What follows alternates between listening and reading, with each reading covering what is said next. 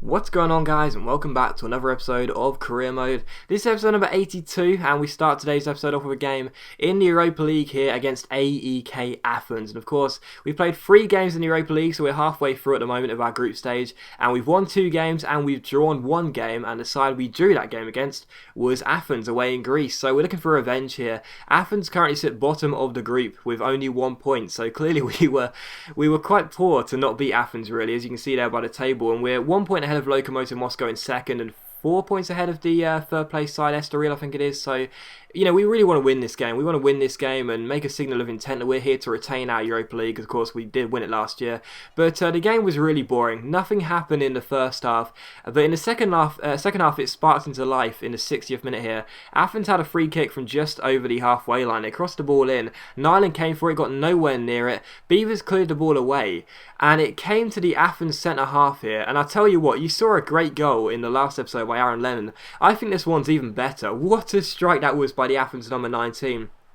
Now, I didn't know who he was. I didn't know whether he was a fake player or something, but I looked this guy up. I'm not going to try and pronounce his name, but I looked this guy up on FUT Head after the game. It turns out he's got 30 for volleys. I don't think so. It felt like 99 for volleys. What an absolutely superb goal that was. And if you guys go onto his FUT Head page, if you can comment on his page and just just type "what a volley" and comment that on his page, I want to see how many of you do that for me, because that was absolutely incredible. So yeah, if you can go on his, if you can go to his FUT Head page and just comment "what a volley," please do that for me, because that was absolutely incredible. And I want to see if any of you agree with me. That volley was just ridiculous for a player that's only got 30 for volleys. But anyway, straight from kickoff, Stanislas ran through and scored, and that goal was just incredible.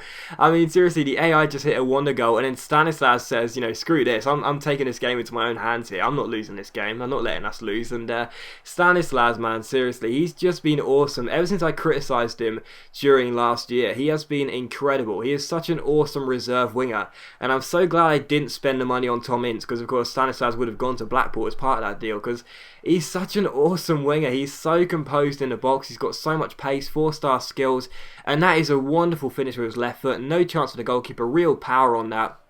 And a lovely celebration. He's just saying to the fans, calm down, lads. I know we're 1-0 down, but I can turn this game around single-handedly. So it's 1-1 here. Stanislas gets his second goal in Europa League.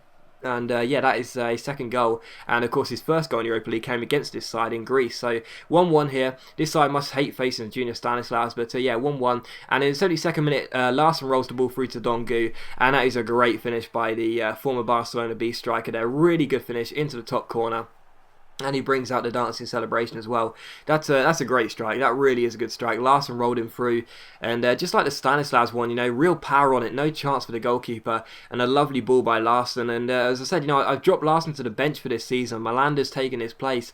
But whenever he plays, he always performs. He's one of those players, just like Stanislas, just like Michael and Gu. Whenever they get on the pitch, they always perform. So I've got no reason to sell them. Do you know what I mean? It's like, yeah, they may cost us some money on the wage budget, and they may barely get into the starting 11. But whenever they do play, they play really well. So great ball by Larson, and a good finish by Dongu there. Makes it Millwall 2, AEK Athens 1. And in the 84th minute, with the game being closed out here, Nathan Baker goes for a header, flicks it on. Eventually, the ball comes to Mark Beavers, who finds Shane Ferguson, our left back. Great ball through to Park Jong-woo. He chips the ball over the top to Michael Ngu. Lovely first touch on the chest, controls it, and chips the goalkeeper to make it Millwall 3, AEK Athens 1. So we weren't going to have a repeat of the last time we faced the Greek side and have only a point. We were on course to get the 3 points, and that was a really good finish by Michael Ngu. Lovely little chip over the top by Park Jong-woo there, and a great finish by Michael Ngu. As I said, you know, this guy, you know, he rarely gets into the first 11 to play our first 11 games, but whenever he plays, he is our second choice striker, don't forget. Whenever he does play,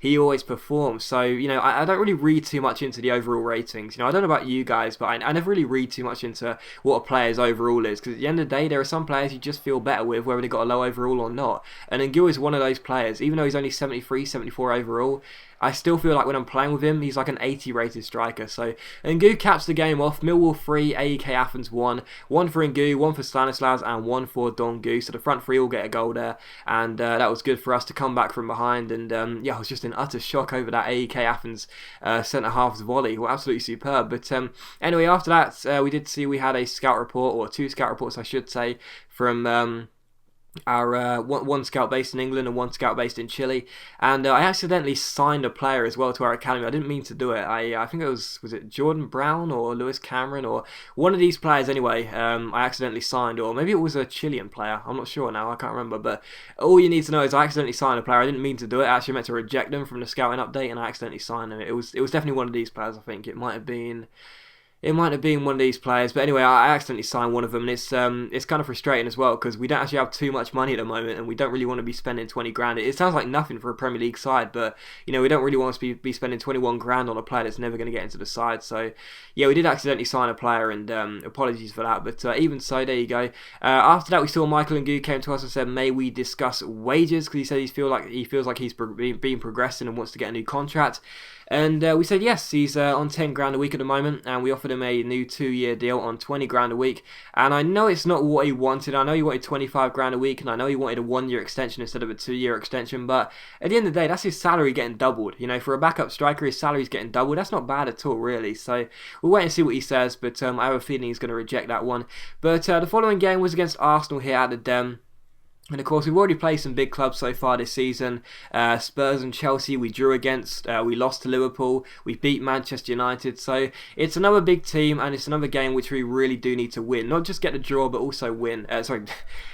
Draw and win, but get the win instead of the draw. And we do take on Arsenal. They are sitting in 9th place though, so they're not doing too well so far this season, but even so, you can never count Arsenal out, and they've got some very good players. Of course, we've got a little bit of a rivalry going with Arsenal at the moment. We played them quite a few times in some big games, notably the Europa League and Capital One Cup final, so we've got a bit of a rivalry going on with them, so we always want to get the better of them. But the first chance did come to Arsenal. It was Ramsey who came forward. His shot was well saved, and then Wellington Silva's cross-come shot was also saved by McCarthy. So still 0-0. And in the 50th minute here, we start from the back again. McCarthy finds Kyle Walker, who finds Lee Catamol. Catamol finds Liam Trotter, our captain. Out wide to Junior Malanda, who finds Carrasco. Nice little first time back heel to Jack Robinson. Then back over the top to Carrasco. Carrasco takes on Diaby, beats him here, keeps on going. Nice little heel-to-heel flick there to get around Mikel. Tries to catch Chesney out of the near post, but unfortunately, the goalkeeper makes a good save there. So still Millwall 0, Arsenal 0. But we had a game in midweek, so I decided to take off a couple of players that were tiring. Gutierrez, Walker and Kelvin came off, or Kane, Hobbs and Sam Bordock, I think it was, who came on here. So it's still Millwall 0, Arsenal 0 as we make a triple substitution. As I said, we did have a game in midweek against Southampton, so wanted to rest a couple of players here. And it was still 0-0, but in the 75th minute here, we win the ball with Liam Trotter. Tackles his man, it comes to Sam Bordock. He chips the ball over the top to Danny Ings. Ings gets the ball here, takes it past Nacho Monreal, plays the ball through to Sam Bordock, and Bordock gets his first Millwall goal against Arsenal. So really good finish there by Sam Bordock. And I mean, if you're going to score your first goal for the club, it's always going to be nice coming up against a big side in a big game. So great goal by Bordock there. And at first I actually thought it was Carrasco that got the goal. They've got the same boots, they've got quite a similar hair colour, and yeah, they look quite similar, so I thought it was Carrasco that got the goal. That's why I did Carrasco's trademark celebration, and it was only after I saw the replay that I realised it was Sam Bordock. But yeah, first goal for Sam Bordock in a Millwall shirt, and it's 1-0 here. And in injury time, as the game was being closed out, Arsenal had a corner. It came to Ramsey, and his volley went over the bar. So 1-0 was the final score. We did get the 3 points in a very, very big game, and I was very pleased as well to see Sam Bordock get his first goal in the Millwall shirt. So good win for us, and like I said, it was great to see Bordock get his first goal for the club. And yeah, it's good to get a win. As I said, we faced Spurs and Chelsea over the past 2 episodes, and we could only get draws in those games when I was really looking for the win, and I was glad to get a win in the big game there, so a good 1-0 victory. And Gu then comes to us after the game and declines the contract, which is not a real surprise, but he's still got 2 years left on his current one, so I don't really care too much. But even so, it's I mean, why is he not going to be happy with double his salary, man? Seriously, 20 grand a week for a backup striker and a 5% bonus for scoring a goal. That's quite good to me, but he's clearly not happy about it, and I guess you can see why, but even so, I thought he might have said yes to that one. But anyway, after that, we did have the game against Southampton here at St Mary's Stadium. We're in 4th place at the moment, 12 games gone, 23 points, and as I've said already, I really do believe this year is going to be a really tight finish in the top 4. I can imagine that 3 teams could be battling for the 4th place come the last game of the season, and we do take on Southampton. Sam Bordock got a start in this game as well, of course, after his superb goal against Arsenal off the bench. So Bordock got a start, and I tell you what, the goal against Arsenal was quite good. This goal would have been even better had it gone in. I was so, you know, at first I kind of took my eyes off the screen. I thought it just went in, but unfortunately it hit the roof of the net and went over the bar. So what a goal that would have been by Sam Baldock, but it was still 0-0.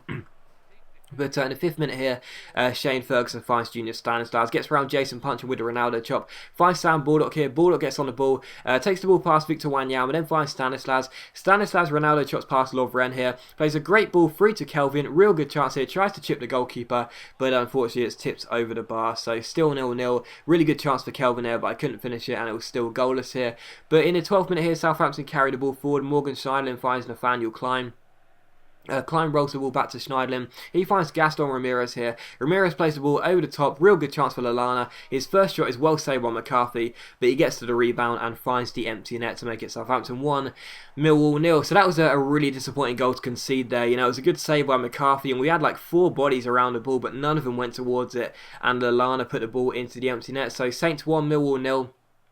And in the 26th minute, Shane Ferguson gets onto the ball here, takes the ball past Schneiderlin and plays an absolutely superb ball through to Liam Trotter, but he puts his shot wide. What a great chance that was for our captain there, and he should have finished it really, but he didn't. And as you can see by the replay, great chance. It was on his left foot, but even so, he can only put the ball wide of the post. But in the 40th minute here, Stanislas intercepts his man, finds Sam Baldock. He chips the ball over the top towards Junior Stanislas, gets the ball past Luke Shaw, finds Kelvin. Kelvin's running through one-on-one. He shoots from just outside the area, and he can only hit the post. So really disappointing there. We had all of the chances in the first half but one, and we still had no goals, and Southampton had one, so it was 1-0 to Southampton. In the 48th minute though, what about this for a save by McCarthy? The shot was well saved there after a good block by Gutierrez and a great stop by McCarthy there. And in the 49th minute, Larson intercepts his man.